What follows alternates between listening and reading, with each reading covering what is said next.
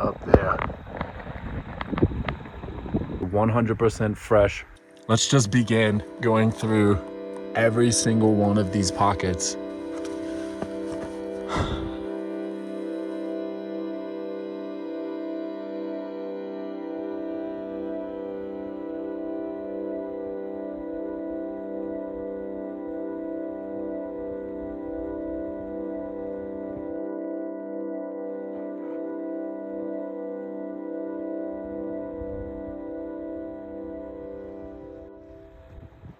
Gonna have to come back, dropping a pin. Good night, Mr. Pocket. I'm back. Let's get into it. I'm gonna bust that out so I can reach in here and access whatever's in there, going really slow in case there's any unique minerals. Nothing more than feldspar in the bottom so far. Smoky bat is on the loose. This was something like that.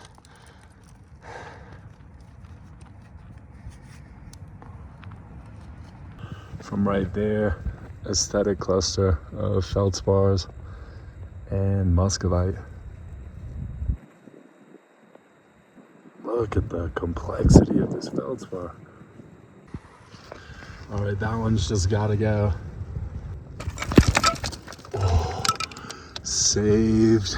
2 hands from now on. And I'll just show the crystals as they come down. But I'd hate to have chipped the termination. It's good. It's 100% good. But maybe next time I won't be so lucky. These two, they came loose, but that's okay. They can be repaired. All right, we've got some space. What's going on in here? This one's loose. Hopefully these.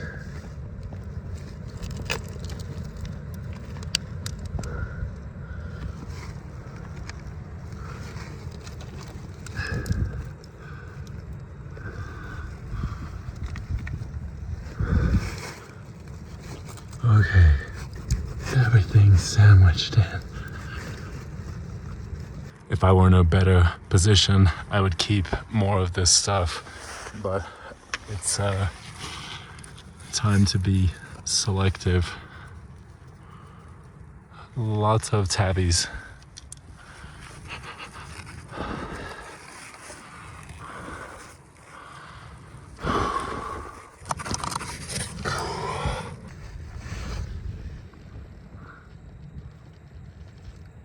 With something on it. Still not right. There's another one. They're wiggling.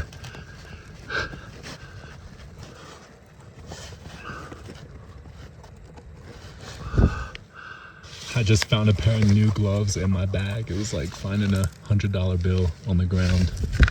There it is. And then a reminder of why you take your time, even in precarious cliffsides.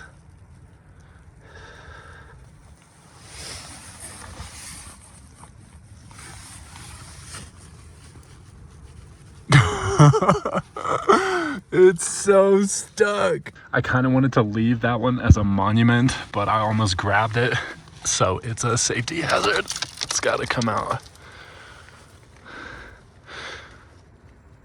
Yeah, nifty. We'll check on that later.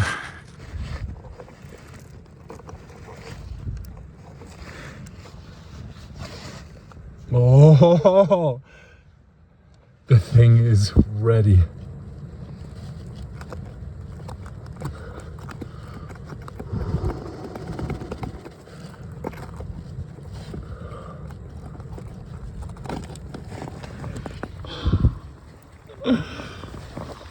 Hello.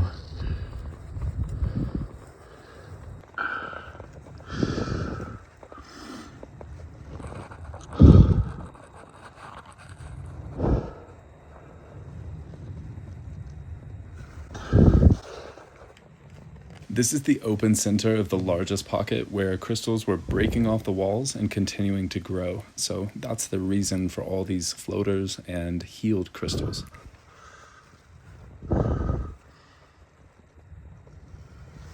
Some of the smaller ones have a similar format.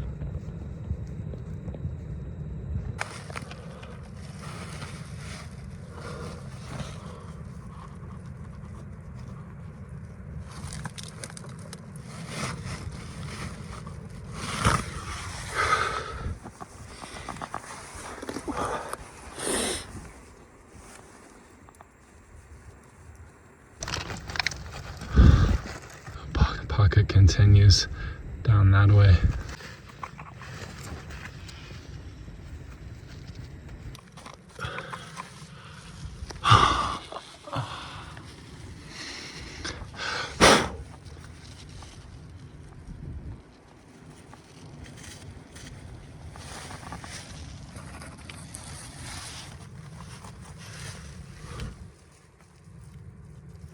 Whoa. A bouquet. It connects with over there. I feel some loose crystals. Gotta take my gloves off to feel.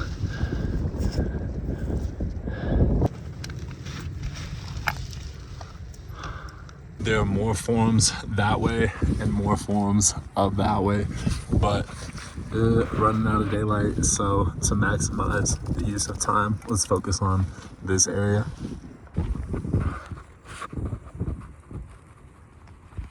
All of this stuff is really loose, easy to work, and friable. This is ready, and that cavern opened up. Multiple pieces. Looks like we got cracks there. Let's see how it's looking.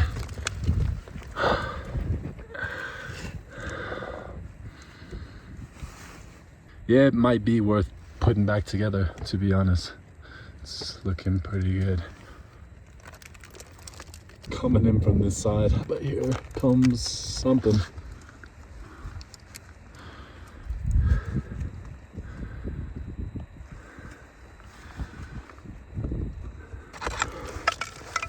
Last one, sun is setting. I got a long walk ahead of me, but I think this thing can come out.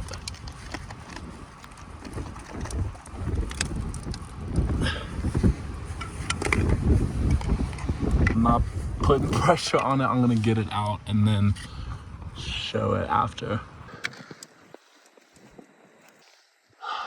Good night, Mr. Pocket. I was just passing and thought I'd come up and snag a Smoky from the honeycomb.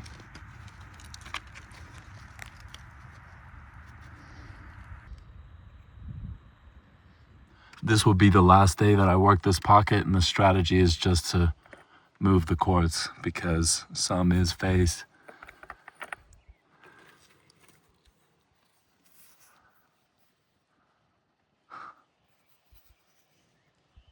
"30 minutes of chipping, 30 seconds of pulling. Some stuff is loose now."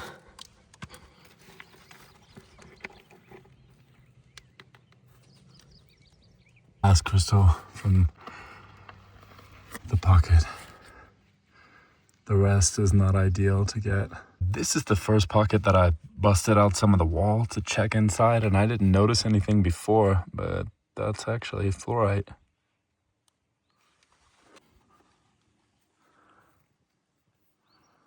That's a fluorite cube.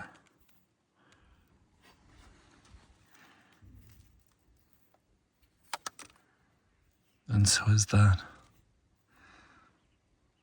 Two growing together. More fluorites coming from up in there on the muscovite. It looks like quartz.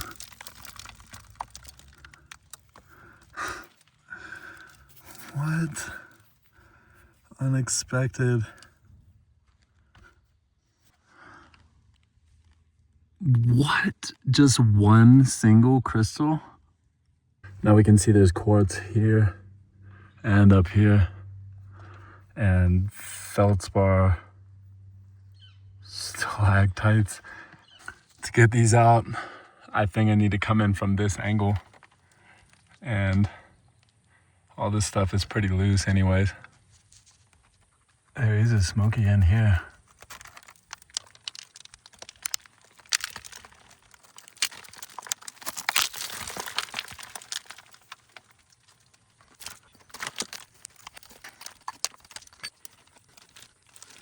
All right, here she comes.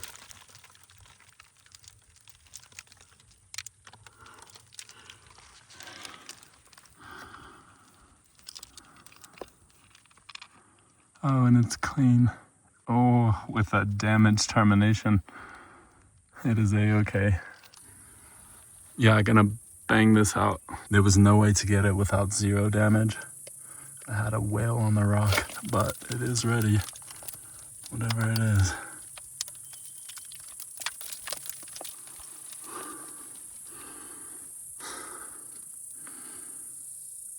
Pretty serious crystal.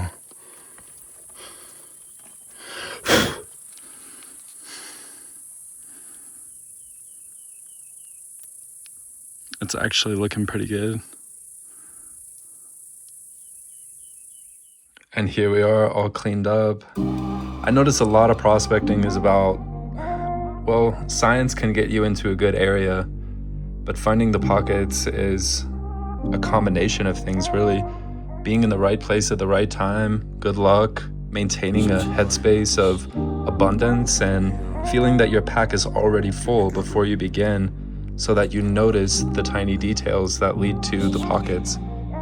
I will say that for day 1 I free climbed, while on day 2 I used ropes, not because they were necessary, but as a relatively safe situation to practice the knots and anchors needed to access more dangerous pockets going forward. Something a bit different about these exposed bedrock pockets is that they require a little less traditional cleanup method. This is how all of the crystals looked initially, and this has already been cleaned with iron out and oxalic acid. This is a silicate incrustation that forms by way of the feldspar from the surrounding granite weathering, running down the cliff, and precipitating onto the quartz crystals. So low concentrations of a silica etching acid were required to get a good final product. Speaking of secondary minerals, let's go over some of the other species noted in this pocket. Growing on these complex feldspar are aggregates of mica, very similar to the yellow lepidolite found in the Yindu mine of Inner Mongolia. So same crystal habit on the mica. And then we have these rhombic oxide crystals growing on the quartz. Oxides don't typically crystallize with a rhombic habit, so I think that these are pseudomorphs after a carbonate mineral, so replacement. And the current identity of these is hematite, evidenced by the red-brown streak on the right side of the streak plate, whereas a goethite or limonite would have a yellow-brown streak. And the next mineral species is an aluminum crystal. I'm just foiling around. The purpose of the aluminum is to protect the crystals from UV light because these are photosensitive. These are fluorite crystals, which not only fluoresce, but they also phosphoresce. And depending on another property, thermoluminescence, these may be a very rare variety of fluorite called chlorophane. Shout out Colin Hill, known as Rain God on Instagram, for helping me identify some chlorophane from another pocket. So what we're gonna do now is find a good specimen to destroy, heat it up, and see if it holds a green glow after being heated. This one looks like a good one to destroy. As we get this fluorite rolling on the hot plate, that looks like it's about to burn the house down, let's check out the phosphorescence. Fluorescence becoming blue.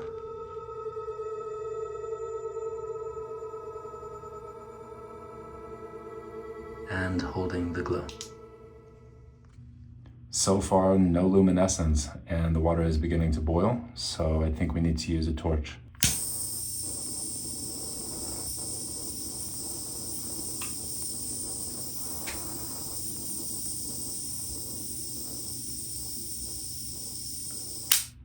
And this mineral is chlorophane with a much more pronounced thermophosphorescence than with the ultraviolet phosphorescence. In addition to the chlorophane, here's another cubic example beneath the muscovite. There is a calcium fluorophosphate mineral, fluorapatite. Fluorapatite is not that abundant in Pikes Peak batholith. but so far I found 2 deposits within the same mountain range, and I have to believe that there's much more out there, but they're just very easy to miss, especially if you're not searching with an ultraviolet light. Here are 2 other microcline clusters with tiny hexagonal fluorapatite crystals embedded, and I'm looking for someone with basic chemistry knowledge as well as experience cleaning minerals to adopt the second cluster. That's this one. It's got this silicate incrustation that I don't know how to clean off without damaging the underlying feldspars. If you're willing to work with it, send me a message on Instagram. I will ship it to you for free. The fluorapatite found in the Honeycomb Pocket is colorless. Meanwhile, the fluorapatite crystals in another deposit are pink. However, both do maintain the same bicolor fluorescence in shortwave ultraviolet. Pink and yellow and pink. Is there a pattern to the color? It turns out that there is. And using these more complete crystals from the other deposit, we can see that there is concentric zoning. A yellow core with pink exterior. Watermelon tourmaline is a good textbook example of concentric zoning, where you have a core that's one color, and as growth continues, the solution chemistry slightly changes to produce an outer zone of a different composition and color. You may be wondering now, what is the green mineral incrustation happening on about 40% of the feldspars? I'm wondering the same thing. What is it? Identification is a little tricky here because the crystals are so small that it's difficult to distinguish any crystalline structure or habit. However, what I have here is something that looks similar. This is a discovery made by Adam Baldini, a Montana prospector found in a large myrilitic cavity in the low batholith. What we're looking at is albite after microcline with Smokies and Hyalite Opal. I purchased this specimen from him, and he does have more of this very unique material for sale. A distinction that can be made between the 2 deposits is that, 1, with Adam's discovery, the Hyalite Opal is so thick that we can see it's colorless for 1, and 2, it's transparent. Whereas with the honeycomb, it's so thin, it looks like a whitish haze, and can't tell anything about how light is passing through it. So what's going to happen now is the destruction of mineral testing. I'm going to chip off a small piece of the Hyalite Opal from here and this unidentified fluorescent mineral from the Honeycomb Pocket and compare the 2 under petrographic microscope. The sample on the right is from Pikes Peak batholith, while the sample on the left is from low batholith, that is the Hyalite Opal beneath the objective currently. What I'm doing now is using the focus knob to adjust the stage height, scanning through the sample from top to bottom. We can see that the sample lacks any definitive geometry, and this is diagnostic of opal because opal is amorphous. It is actually even technically not a mineral, it's a mineraloid because it lacks that definitive crystalline structure.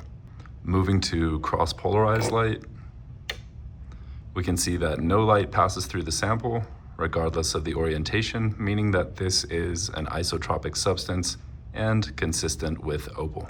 Now let's switch to the sample from the Honeycomb Pocket. First observation is that this substance is transparent and also lacks any distinguished geometry or crystalline structure, similar to the amorphous form of the Hyalite Opal from low batholith. Yeah, no crystal faces. And now for cross-polarized light, it is extinct completely, meaning this too is isotropic and most likely Hyalite Opal. The final species from the Honeycomb Pocket is another that will need to be identified. That is this black mass occurring on the contact of the quartz with the feldspar. Initial observations are that it has a metallic submetallic luster and good cleavage in at least one direction. My suspicion is that this is a tantalum niobium oxide mineral called Columbite, which I'm kind of obsessed with. And if it is this oxide, then a good diagnostic will be a streak test followed by specific gravity. Running the sample along the right side of the unglazed porcelain produced a black streak, and according to the Smithsonian Rock and Gem book, the streak is dark red to black. It's also non-magnetic, both good for the sake of Columbite. Dry weight of the sample is 0.428 grams divided by the weight of the water displaced is 4.55. The specific gravity was a little low for columbite, though the pure niobium-rich end member is around a 5 to 5.2. The fishing line does skew it in the light direction because it was such a small sample. I did get a Geiger counter reading and it is slightly elevated, so that does point to something like columbite or pyrochlor. Pyrochlor would have a yellow-brown or light brown streak, which we did not see any browns. Let's do one final test and burn the sample because pyrochlor will turn green. No green color. I believe that this is columbite. This little mineral helps classify the entirety of the system as an NYF pegmatite. NYF stands for niobium yttrium fluorine and is distinct from the LCT type pegmatites discussed in the beryl and columbite video. NYF pegmatites are more common in A-type granites, such as Pikes Peak batholith. An A-type granite stands for anorogenic, meaning that it's not related to continental collisions or a mountain building event, but instead related to extensional tectonics at an intercontinental setting, not on a plate margin. So the partial melting and mantle upwelling that occurs is what forms this A-type granite. Since the columbite fell towards the low end for specific gravity, it means that this is a niobium-rich phase, an important element in NYF pegmatites. In addition, in NYF pegmatites is fluorine. Fluorine was not only present in the chlorophane variety of fluorite, but is also in the fluorapatite, as well as the micas. In igneous petrology, the phosphorus in fluorapatite and the uranium in hyalite opal are what we call incompatible elements because they don't easily fit into the structures of more common mineral phases. After all, it is this unique assemblage of minerals that get concentrated into pegmatites that make them worth searching for.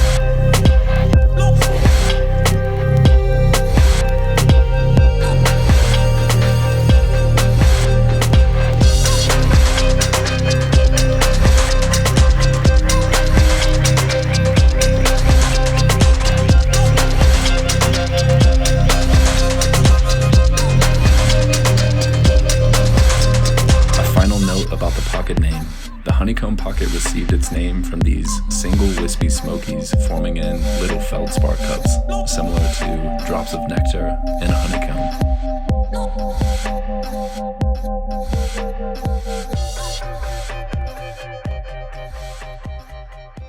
Go get out there.